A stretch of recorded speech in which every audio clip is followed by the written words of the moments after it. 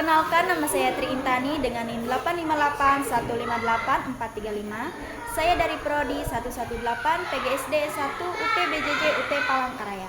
Pada hari ini, tanggal 30 April 2025, untuk pemenuhan tugas 3 pada mata kuliah PDGK 4501, pemantapan kemampuan profesional, saya akan melakukan praktek penelitian tindakan kelas menerapkan RPP perbaikan saya siklus 1 di kelas 2 SD Negeri Gambus dengan mengambil tema 7 kebersamaan, muatan mata pelajaran bahasa Indonesia. Semuanya. Semua hadir hari ini ya. Nah, sebelum kita belajar, kita nyanyi dulu lagu Siap Belajar. Oke? Oke. 1, 2, 3. Siapkah kalian untuk belajar? Siap! Lipat tangan, tundukkan kepala, berdoa. Silakan Sepa. Ayo, Tuhan Yesus, mau berdoa, belajar. Ibu absen. Si April mana suaranya? Iya, yo, ya deh. Iya, oke April. Hadir April. Si Sepa mana suaranya? Iya, hadir. Oke, hadir. Belajar semua. Hadir semua.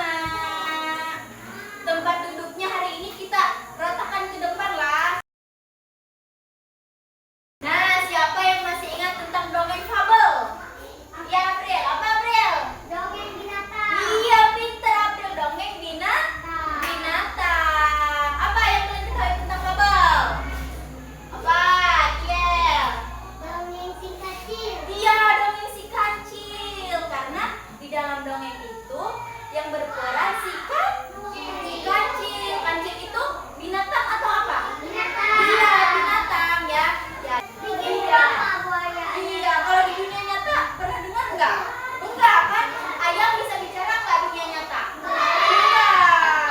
Cuma ada di dongeng fabel ya. Itu pengertian dongeng fabel itu cerita yang diperankan oleh binatang dan bisa berbicara seperti manusia.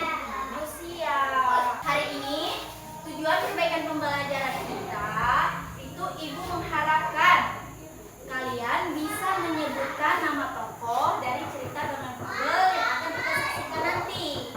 Setelah